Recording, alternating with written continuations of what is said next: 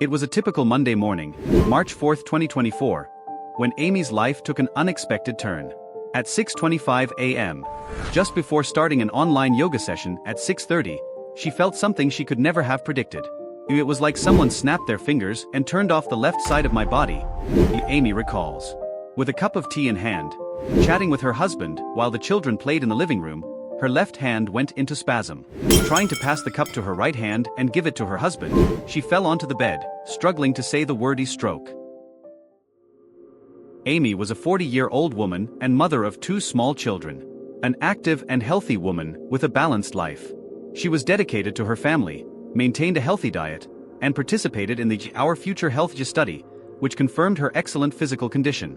With a low body mass index, good cholesterol levels, and ideal blood pressure, Aimee was in great shape, training for her next 37-kilometer trail event in the Lake District. Besides being an experienced ultramarathon runner, she was also a qualified yoga instructor. However, the last 12 months before March 2024 had been an emotional roller coaster for Aimee. She got married, a happy event followed by tragedy when her father was diagnosed with glioblastoma, an aggressive form of brain tumor. Only 4 months after the diagnosis, he passed away. Before showing any symptoms, his only sign was an uncontrollable movement in his right arm. The sudden loss deeply shook the family, and Aimee found solace in physical exercise, using it as an outlet for her grief. This was Aimee's life until that Monday morning, March 4, 2024, when her life changed completely after suffering what was then an unexpected stroke that paralyzed the left side of her body.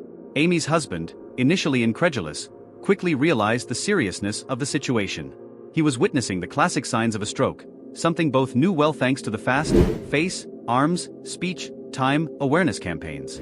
Aimee was fully aware of what was happening, allowing them to act quickly. He immediately called for an ambulance. During the triage, the standard questions were asked. Is the patient with you? Can she smile? Can she speak? Can she raise her arm?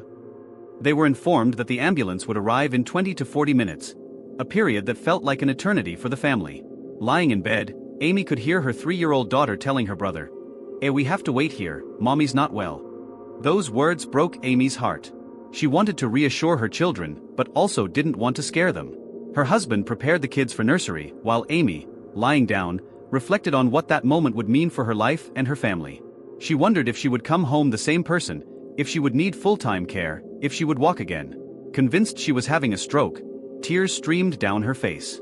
Her daughter entered the room, and holding her hand, Aimee tried to reassure her with slurred words. I love you, such a good girl. Then she saw the blue lights of the ambulance reflecting on the wardrobe. She tried to shout for her husband, but only managed a faint sound. She pointed to the wardrobe, and he understood. The paramedics entered quickly, starting a series of assessments. They took blood, asked if she had eaten, and when the symptoms started. Despite a low glucose reading, they initially treated her for hypoglycemia, but Aimee's husband insisted it was a stroke. A stroke is a terrible thing that can strike anyone at any time, catching them off guard. Because of this, it is important to always seek measures to reduce the risk of stroke. So, I left exclusive content for you who are watching this video and want to know simple and proven measures that can help you reduce the risk of stroke and heart attack. To access the exclusive content, just click on the link in the first pinned comment while it's still available. Now, continuing Aimee's story. Despite the glucogyl treatment, which raised her blood sugar level, Aimee remained weak. Some of her speech and movement were returning, but still with difficulty. Bravely, she kissed her husband and children goodbye before being taken to the ambulance. There, the York Hospital team was alerted, and they advised she be taken to the stroke unit as quickly as possible. Inside the ambulance, Aimee began to cry. Panic overtook her, fearing she might also have a brain tumor. During the ride, the paramedics asked her husband if she suffered from anxiety. He explained that she didn't, but told them about the recent loss of Aimee's father, which had caused significant stress and anxiety in her. The paramedics tried to reassure her, suggesting it could be a transient ischemic attack, TIA, as her symptoms had improved. Aimee tried to calm herself, reminding herself that she was on her way to specialists. However, one persistent thought tormented her. She was being taken to the same hospital where her father spent his last months. As the ambulance headed to York Hospital, Aimee continued to fight her fears and uncertainties, trying to keep hope that everything would be all right. Upon arriving at the hospital, Aimee was met by a stroke specialist nurse who performed routine tests, repeating a phrase, squeezing a hand, raising an arm, smiling. When Aimee couldn't perform these simple commands, the nurse told her clearly, "You're okay, Aimee, things are going to happen very quickly now, but we know what we're doing. We do this every day. You are in the best place." These words, though indicative of the severity of the situation, helped Aimee feel a little more at ease. Aimee was then taken for a CT scan, where a team was already waiting for her. The consultant explained that they would need to inject a dye to get clearer images. The procedure made Aimee feel like she had urinated, which made her uncomfortable enough to ask the nurses to check. After the scan, she was transferred to the stroke ward and placed in a side room, accompanied at all times by her stroke nurse. During the evaluation, the consultant informed her that both CT scans were clear, meaning there were no obvious signs of a tumor, easing some of Aimee's anxiety, especially considering her recent experience with her father. However, the absence of a tumor did not rule out the possibility of a clot in the brain that could have caused the stroke. The consultant proposed thrombolysis, a treatment to dissolve clots, which should be administered within 4.5 hours of the onset of the stroke to be effective, with a 50 to 60% chance of success. Aimee decided to accept the treatment, opting for the best chance of a positive outcome. The intravenous medications were administered, and within an hour, all her symptoms disappeared. When her husband arrived after dropping the kids off at daycare, both felt more hopeful. The question remained: had it really been a stroke? To confirm the presence of a clot and the effectiveness of the treatment, Aimee would need an MRI 24 hours later. Admitted to the ward, Aimee began to feel like a fraud. Looking around, she saw patients in much worse conditions and questioned if she had really had a stroke. The nurses, kind and attentive, performed hourly checks due to the risk of bleeding caused by the thrombolysis, blood pressure, pupil dilation, temperature, blood oxygen levels. The next day, feeling considerably better, Aimee began to wonder if she had wasted NHS resources. She felt guilty for having used an ambulance and received treatment that might not have been necessary. Even eating and going to the bathroom normally, she and her husband speculated about the cause of the symptoms.